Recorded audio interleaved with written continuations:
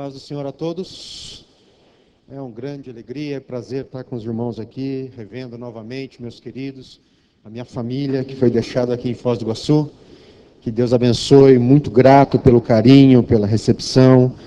Rever meus amigos, meus irmãos da banda Doxologia. Deus continue abençoando vocês, os demais irmãos da escola dominical. A Lília, né, Lília? Trabalhou com a gente na repartição. Que Deus te abençoe muito, muito feliz em revê-la. E gostaria hoje, nesse ambiente que estamos vivendo, uma palavra para os adolescentes, mas para toda a igreja, algo que Deus colocou no nosso coração. Todos nós, analisando o tema que foi colocado ali, vivendo, adolescentes com entendimento, vivendo em avivamento e preparados para arrependimento. O que me chamou a atenção foi a palavra vivendo, o verbo viver. Como viver? Todos nós queremos ter uma vida próspera. Os adolescentes estão começando a sua caminhada, desejam ter uma vida produtiva, uma vida que tenha sentido. Não acredito em receitas, mas acredito em princípios da palavra de Deus para nos ajudar com isso. E eu convido a abrir a sua Bíblia, por favor, no livro do profeta Daniel, no capítulo 6, e a partir do versículo 1. Para juntos meditarmos sobre um desses importantes princípios de vida que a palavra de Deus nos traz. Daniel, um exemplo de fé, um exemplo de ética, desde sua adolescência. Daniel, capítulo 6. Todos acharam? Digam amém. Amém. Alguns adolescentes não procuram. Daniel, fugiu Daniel da Bíblia? Não. Essa versão não tem Daniel? Tem. Pior se fosse Abacuque, aí eu ia dar uns 5 minutos para vocês aqui, mas Daniel dá para achar rapidinho. Diz assim a palavra do Senhor, Daniel capítulo 6, a partir do versículo 1. E pareceu bem a Dário constituir sobre o reino a 120 presidentes que estivessem sobre todo o reino.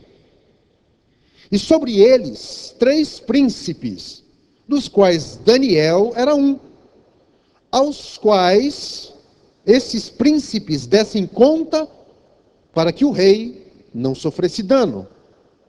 Então, este mesmo Daniel se distinguiu desses príncipes e dos presidentes, porque nele havia um espírito excelente, e o rei pensava constituí-lo sobre todo o reino. Pai, estamos diante de Ti, Seu povo reunido, nós Te adoramos, nós Te louvamos, nós Te bendizemos, e agora nós pedimos humildemente, pelos méritos do Teu Filho conquistados na cruz, que possamos ouvir a Tua voz. Fala conosco, precisamos, Senhor, que a Tua palavra encontre guarida em nossos corações, e faça efeito transformador em nossas vidas. É o que Te pedimos em nome do Teu Filho Jesus. Amém. Podeis tomar vossos assentos. Um pouquinho de história para entendermos o contexto dessa passagem. Ano 600 a.C., o rei Nabucodonosor, imperador da Babilônia, em cumprimento às profecias de Isaías, de Jeremias, de Miqueias e de Abacuque, ele entra em Jerusalém, ele invade Jerusalém, derruba os muros de Jerusalém e toma Jerusalém. O rei na época era o rei Jeoaquim. E Daniel sofre o castigo pela sua rebeldia, tendo a sua cidade, Jerusalém, considerada santa, invadida pelo Império Babilônico. O rei leva vários cativos de Jerusalém, e entre esses cativos está Daniel e 3 amigos. Por ser de origem nobre, eles são escolhidos para servir ao rei Nabucodonosor na corte. Eles se distinguem pela sua sabedoria, pela presença de Deus em suas vidas, e Daniel, inclusive, recebe o dom de Deus de interpretar sonhos. Passam-se 50 anos, o rei Nabucodonosor morre, assume o poder na Babilônia Nabonido, seu genro. Nabonido não quer saber de governar, ele quer saber de fazer guerras, e ele sai fazendo guerras, tentando expandir o Império Babilônico territorialmente. E deixa no trono da Babilônia seu filho, Belsazar, que todo mundo conhece. Um menino mimado, um menino sem capacidade administrativa nenhuma, só gosta de fazer festa, um beberrão, sem nenhuma capacidade de liderança. E a partir desse momento, a história conta que a Babilônia, o Império Babilônico, entra num espiral de decadência. Desmandos, corrupção, roubalheira, todo tipo de ladroagem. Qualquer semelhança com os nossos dias não é mera coincidência, né?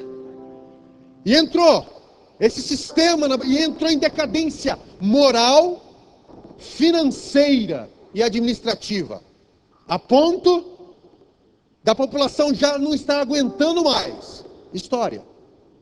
Então esse Belsazar resolveu fazer uma festa gigantesca para todos os seus amigos, parentes, vocês conhecem a história. E durante essa festança, Ciro Grande, imperador do Império Persa, ele drena o rio Eufrates, que passava por dentro da Babilônia.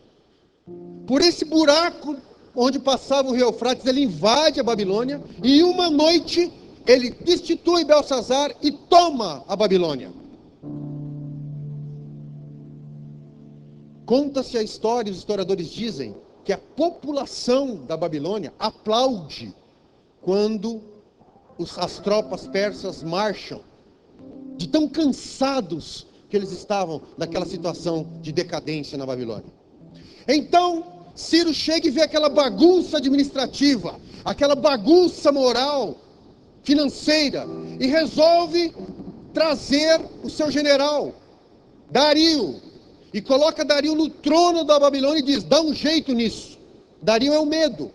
E o povo Medo era conhecido pela sua capacidade administrativa, seu conhecimento em matemática e em finanças. E chega Dario, a mando de Ciro, Dario no trono da Babilônia. O que vamos fazer? Então Dario começa a fazer uma reforma administrativa. E ele chega, vou estabelecer 120 presidentes para começar a organizar esse império. E sobre esses 20 presidentes, ele constitui 3 príncipes. O que hoje nós chamaríamos no nosso sistema de um tribunal de contas, para que esses presidentes dessem conta do que faziam. E diz a Bíblia, para que o rei não sofresse dano. Esses 3 presidentes eram para evitar a corrupção no império. E dentre esses 3 presidentes, ele acha um. Já não era mais um adolescente, agora era um senhor de 80 anos.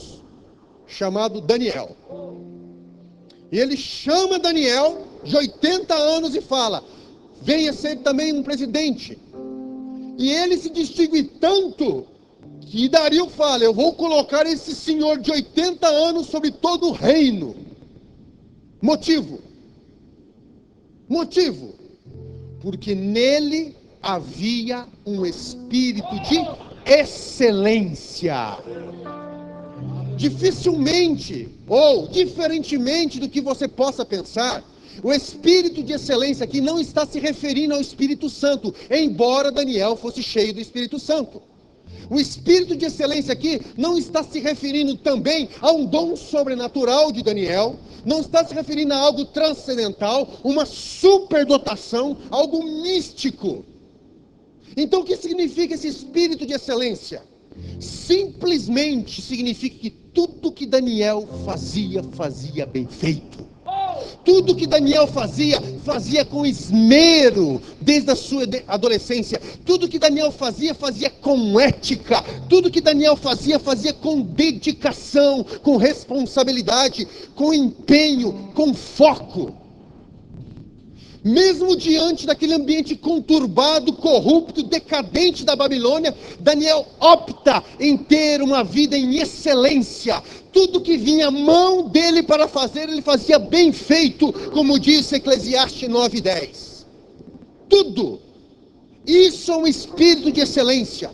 Fosse uma tarefa simples, atrás do palco, seja algo complexo, Daniel dava tudo de si e vivia, era um estilo de vida, viver com excelência, princípio de vida. Excelência, segundo o dicionário, é aquilo que excede as expectativas, aquilo que é feito mais do que uma mera obrigação, aquilo que é feito mais como tenho que fazer, então vou fazer de qualquer jeito. É aquilo que supera as expectativas, é dar tudo de si na tarefa que vem à sua mão para fazer.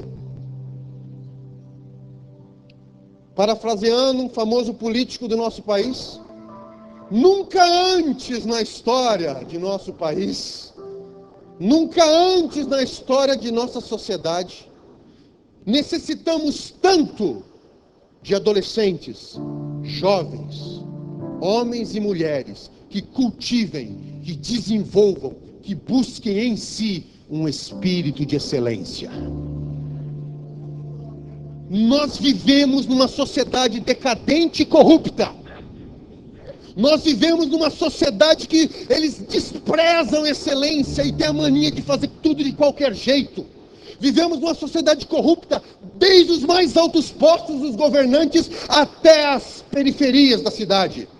Vivemos uma corrupção, um desmando, vivemos um sentimento de fazer a coisa de qualquer jeito, em todos os lugares da nossa sociedade, nas grandes corporações, mas no chão da fábrica, nos grandes centros de mansões e residenciais, até nas periferias da cidade. Vivemos isso, a nossa sociedade está impregnada de gente que opta pela mediocridade e não busca em si uma vida de excelência. Para que fazer isso hoje, se eu posso deixar para amanhã?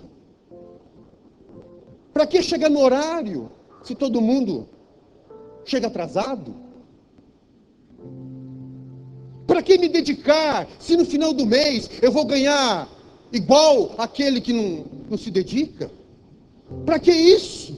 Entra no emprego, 90 dias, é uma maravilha, passou a experiência, o cara se joga nas cordas. E fica jogando paciência no computador. Aí o chefe chega e ele minimiza a tela.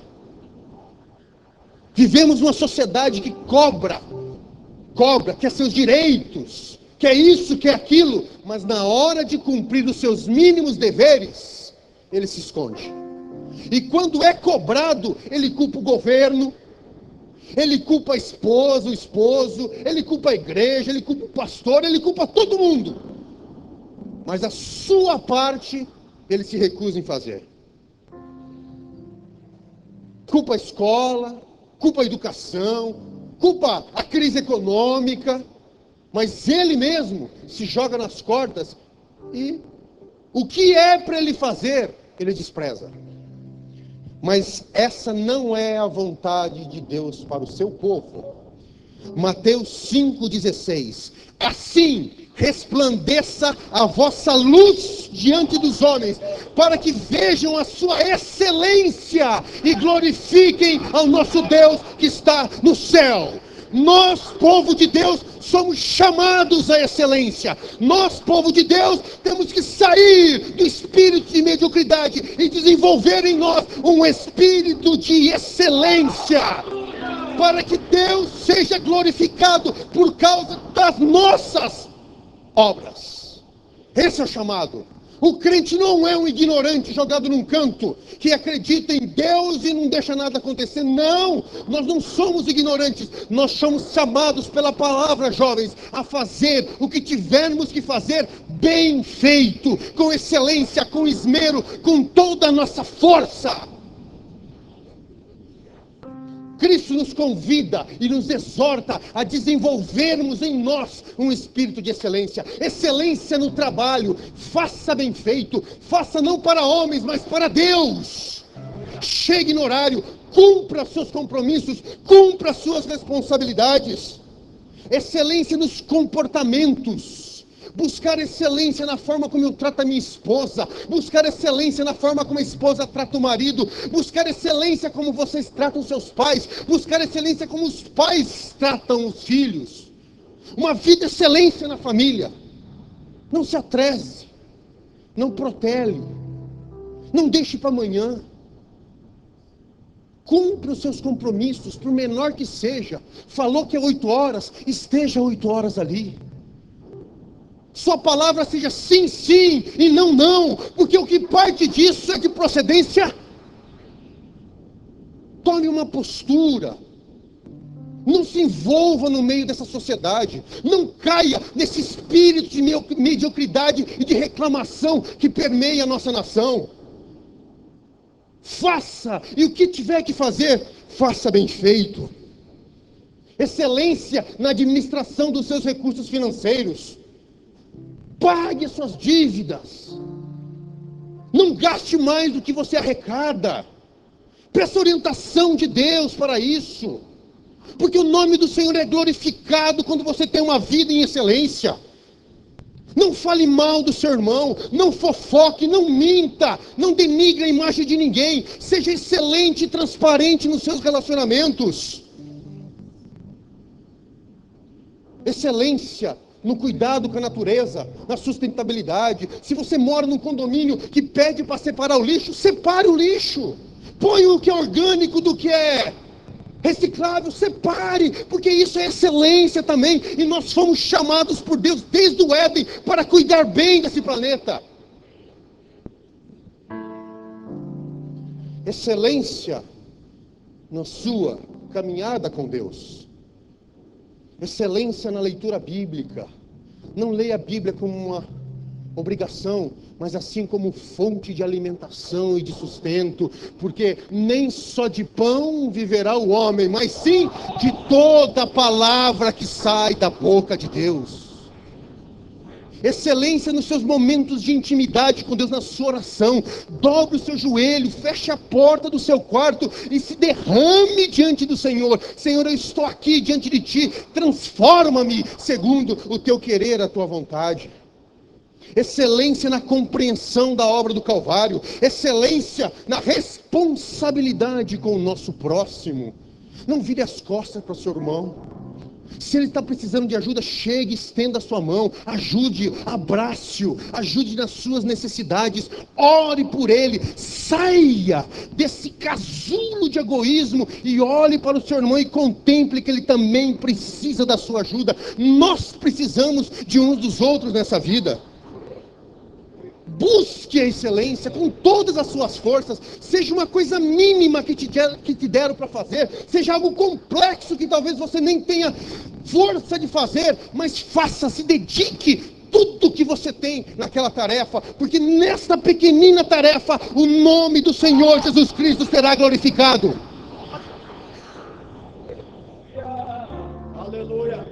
Agora, não confunda, meu querido irmão, excelência com perfeccionismo.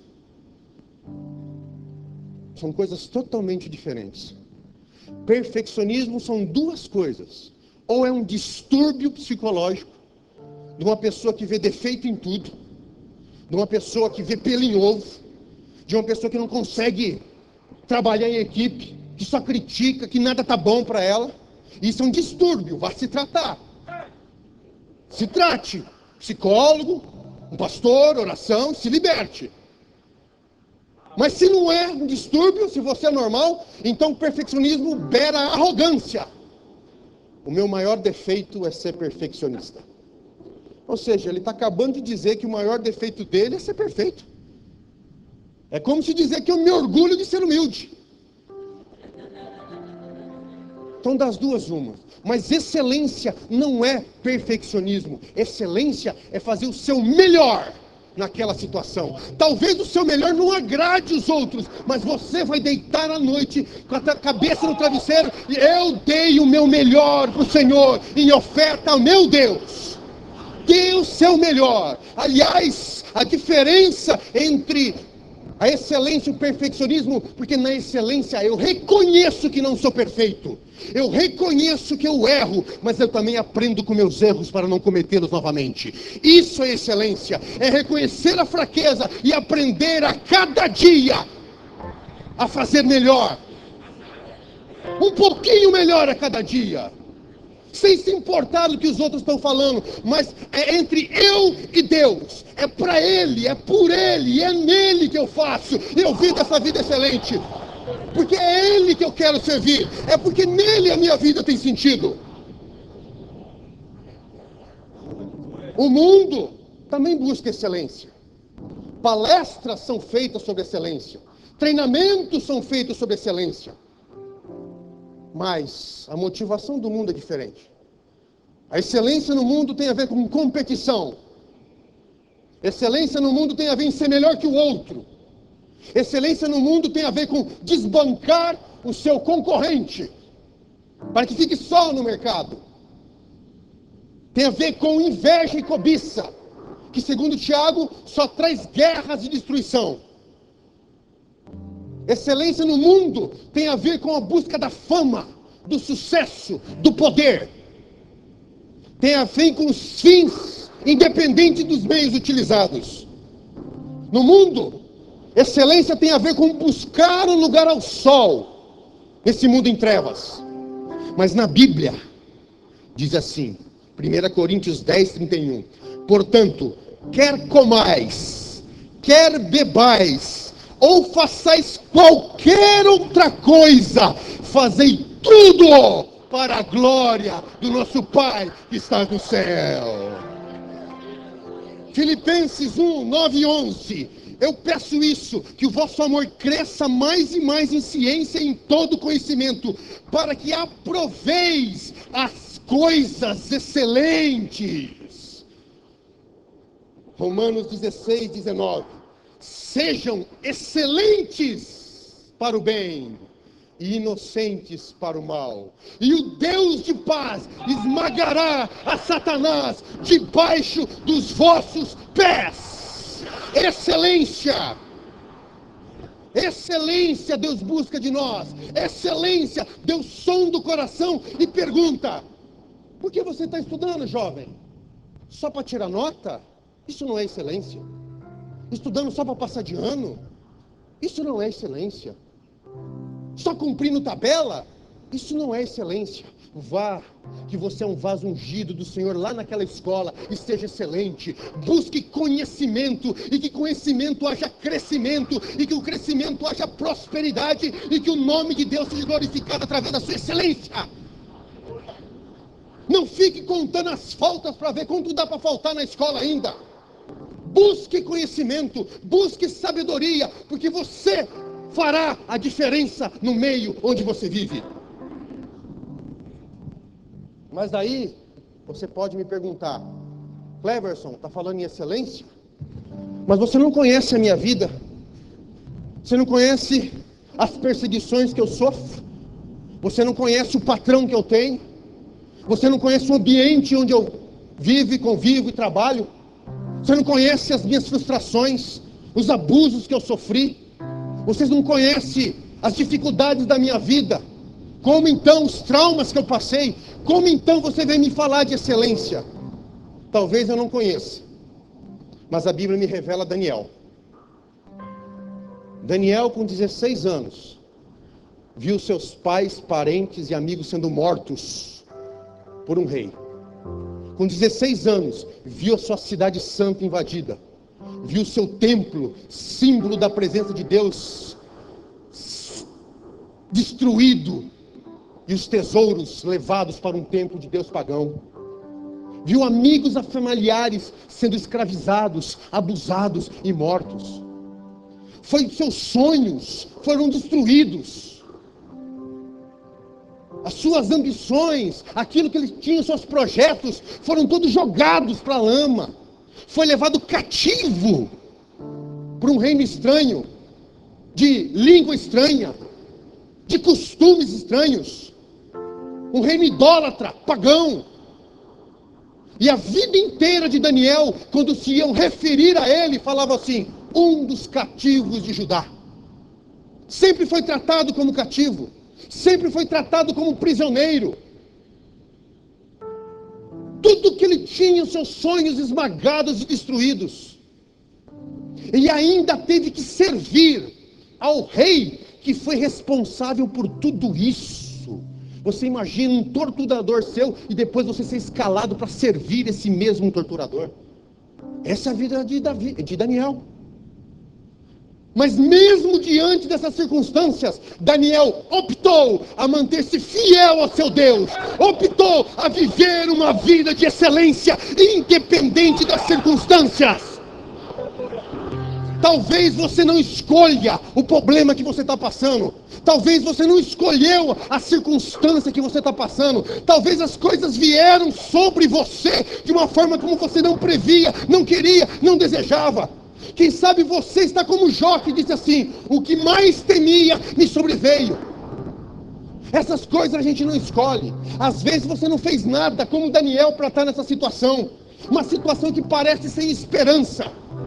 Reconheço você, talvez você não escolheu ou não escolheu a situação que vai passar, mas a sua postura dentro da situação, isso sim é escolha sua. E você pode escolher se revoltar e se jogar nas cordas, mas Deus hoje chama para você escolher o caminho de excelência, e Ele abrirá o caminho diante de você. A sua vida é de dor, mas a sua reação à dor depende de uma escolha sua e da sua fé em Deus. Talvez você está vivendo uma situação terrível na sua vida,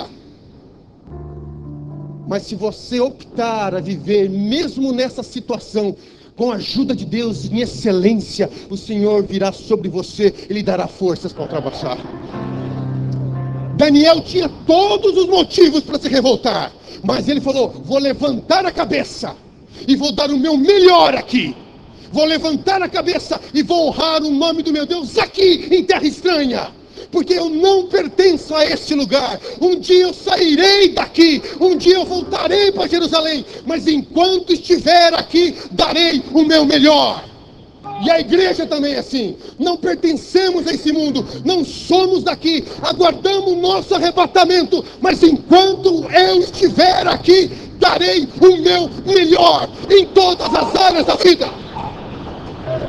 Isso é postura, isso é fé.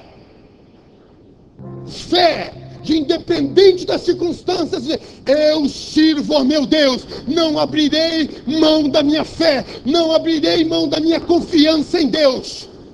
E o livro mais lido pelos judeus durante o cativeiro foi o livro de Abacuque. O justo viverá pela sua fé. Ainda que a figueira não floresça, nem haja fruto na vida, ainda que decepcione o produto da oliveira, os campos não produzam mantimento, ainda que as ovelhas da malhada sejam arrebatadas e nos currais não haja gado, todavia eu escolho me alegrar no Senhor, exultarei no Deus da minha salvação.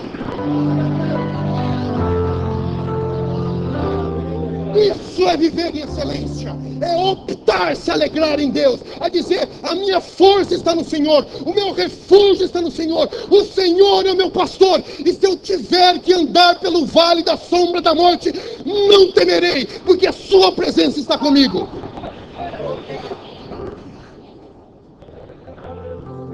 Não importa o ambiente que você está, não importa a situação que você está, não importa o ambiente que você vive, nós somos chamados a viver em excelência. Sabe por quê? Não é um ambiente que transforma o cristão, mas é o cristão cheio do Espírito do Senhor que transforma o ambiente onde ele está. Você é luz, e as trevas não conseguem sobreviver diante da luz. Não importa a situação que você esteja, se você optar a fazer o seu melhor, a dedicar o que você tem, a fazer com esmero e com dedicação, não para homens, mas para Deus, você desenvolverá uma vida que tem sentido, uma vida que tem propósito, e uma vida que vai produzir frutos de eternidade que você nem imagina. Mas não é fácil viver em excelência, reconheço. Todos os que optarem a viver por excelência vão sofrer perseguições, porque nesse mundo de mediocridade a excelência incomoda, assim como incomodou aqui os 120 presidentes, que inclusive por causa da excelência de Daniel arrumaram uma desculpa religiosa para lançá-lo na cova dos leões. Por quê? Porque a luz incomoda quem está em trevas. Mas se prepare. E não importa as perseguições, porque o próprio Cristo diz: bem-aventurados sois vós, quando vos injuriarem e perseguirem e mentindo disserem todo mal contra vós por minha causa. Quando você foi perseguido por causa da sua excelência, por causa da sua ética, por causa do seu compromisso com o certo, você pode ser perseguido, mas a Bíblia diz que nessa perseguição você é bem-aventurado, porque também perseguiram Cristo pela sua excelência. E o servo não é maior que o seu Senhor. Reconheço, meus queridos irmãos, que essa questão de certo e errado nos nossos dias, existe uma área cinzenta, muito complicada. Uma área cinzenta que vai do moral para o imoral, do legal para o ilegal, do ético para o não ético, e nós temos que tomar decisões complexas em nossa vida, decisões que você não sabe se está certo, se está errado, você não sabe o que fazer, se aquilo tem aparência ou não de uma coisa boa. O que fazer? Tiago nos ensina: se algum de vós tem falta de sabedoria, que não se trata de dom intelectual aqui, o que Tiago está dizendo: se algum de vós, diante de uma circunstância da vida, não sabe o que fazer, não sabe o que fazer e como fazer, dobre seus joelhos e ore a Deus, porque Deus mandará sabedoria a você para tomar as decisões certas. Deus dará a você discernimento para optar aquilo conforme a sua vontade. Não tente tomar decisões sozinhas, não tente tomar decisões apressadas. Se você tiver que tomar uma decisão que não permita você dobrar o seu joelho e consultar o seu Deus, fuja! Fuja, espere, vá no banheiro, vá em qualquer lugar e clame a ajuda do seu Deus, para que Ele possa vir e dar sabedoria para tomar a decisão. Não tente viver a vida sozinha. Nós só sobrevivemos essa vida com o Espírito Santo de Deus, porque Cristo diz: eu sou a videira, vós sois os ramos, o que tiver ligado em mim, esse dá muito fruto, porque sem mim nada podeis fazer.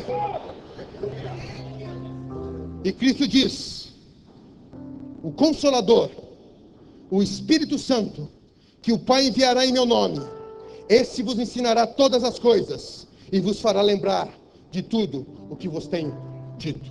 Confie no Espírito Santo de Deus. Busque a excelência e confie no Espírito Santo de Deus. E agora eu vou concluir dizendo: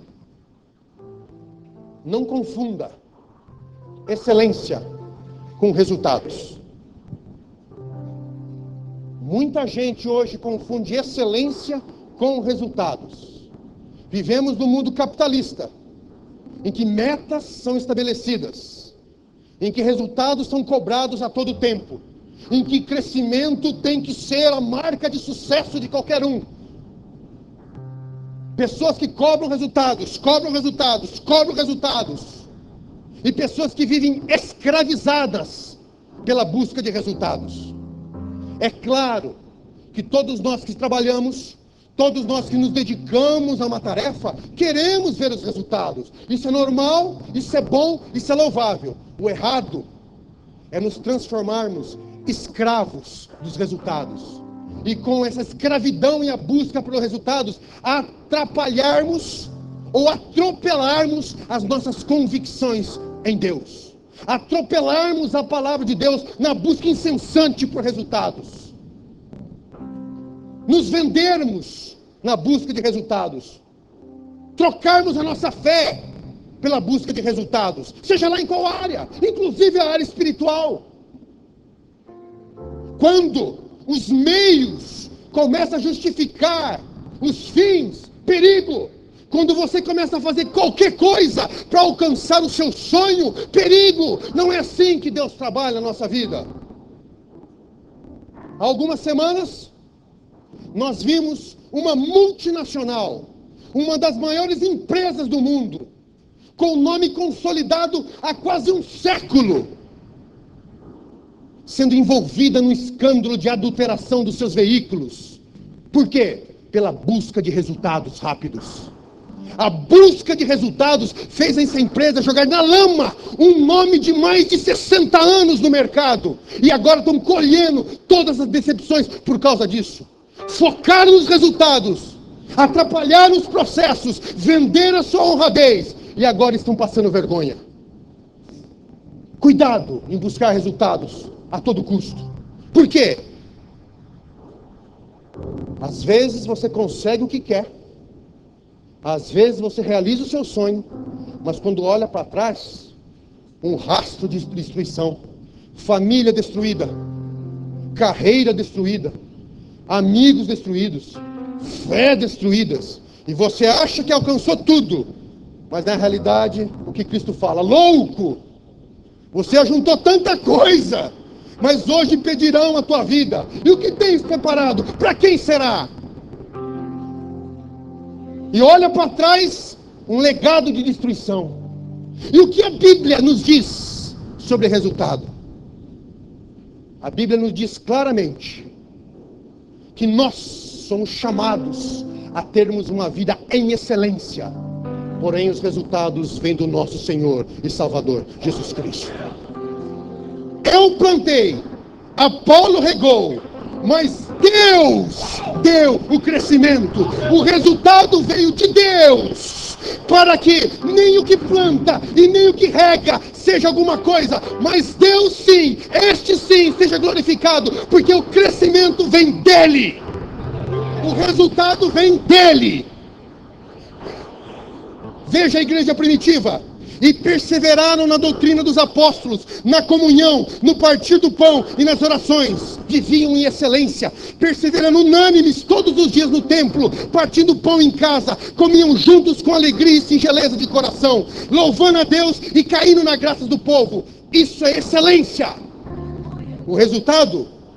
E todos os dias, o Senhor acrescentava aqueles que haviam de ser salvos. É o Senhor que faz crescer, é o Senhor que traz o resultado, é o Senhor que faz os seus sonhos se realizar. O Senhor, o resultado vem dEle. Não se escravize pelo resultado, não fique estressado, deprimido, triste com o resultado, não permite que expectativas de resultados venham tirar a sua paz. Entrega o teu caminho ao Senhor, confia nele, e os resultados Ele fará. Os resultados pertencem a Ele. O que cabe a mim e a você? Vivermos em excelência, como Daniel nos ensina. E lembre-se, meu querido irmão, alguns resultados você verá aqui, mas outros resultados lá na glória que você vai contemplar. Por isso que a palavra de Deus nos diz que a nossa leve e momentânea tribulação produzirá peso eterno de glória. Lá no céu, quando você estiver diante do nosso Senhor e Salvador, você fala assim: olha, aquilo que você não entendeu, aquelas orações que você fez que parece que eu não respondi, aquele trabalho que você fez que parece que não deu resultado, olha aqui o resultado, olha aqui o resultado, olha aqui a sua coroa e o seu galardão, olha aqui o seu resultado. É lá no céu que veremos o nosso principal resultado. É lá. Cuidado, ser escravos do resultado aqui. Cuidado, ore, não perca a oportunidade de orar, não perca a oportunidade de anunciar a palavra. De repente você fala assim: eu prego, mas ninguém se converte. O poder da palavra de Deus é tão impressionante que você não sabe. É só lá no céu que vai aparecer os frutos do seu trabalho. É só lá no céu que você vai entender coisas que aqui você não compreende. Mas lá, se você trabalhar com excelência aqui, se você trabalhar buscando glorificar a Deus nas mínimas coisas, aquele que planta não voltará vazio. Não voltará vazio. E o nosso Senhor e Salvador Jesus Cristo dirá: vinde, vinde, vinde, filhos do meu Pai, vinde, eu estou esperando vocês desde a fundação do mundo. Vem tomar por herança aquilo que foi preparado para vocês. E nesse momento, toda lágrima será enxugada, todas as questões serão respondidas. E sabe o que nós diremos? Glória, glória, glória, glória ao nosso Deus e Salvador, que nos resgatou, que nos redimiu e que enxugou todas as nossas lágrimas.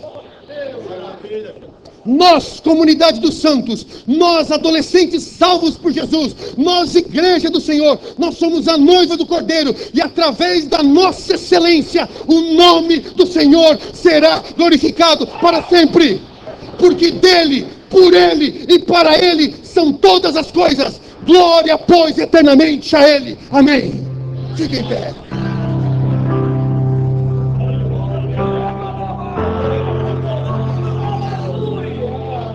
Dele, por ele e para ele são todas as coisas. Glória, pois, eternamente a ele. Nome sobre todo nome. E agora eu quero orar por você. Quero orar por você que está se sentindo escravo dos resultados. Quero orar por você que está desanimado na sua trajetória, porque acha que não está dando efeito nenhum. Você que tem sendo pressionado por esse mundo para negar a sua ética, para negar a sua moral, para negar a sua fé, que tem sido aprisionado por esse mundo na busca de resultados e metas, que tem ficado estressado, que tem ficado desanimado, que acha que nada está valendo a pena. Eu quero orar por você nessa noite, para que o Espírito Santo invada o seu coração, fale com você, tire todo o peso da sua alma. Vinde a mim, o que estáis cansados e oprimidos, e eu vos aliviarei. Tomai sobre mim o meu jugo, e aprendei de mim, que sou manso e humilde de coração, e encontrareis descansos para a vossa alma. Eu quero orar por você. Tem alguém aqui que se sente escravo, se sente pressionado pelo mundo, e quer agora entregar e fazer um pacto de excelência com o Senhor?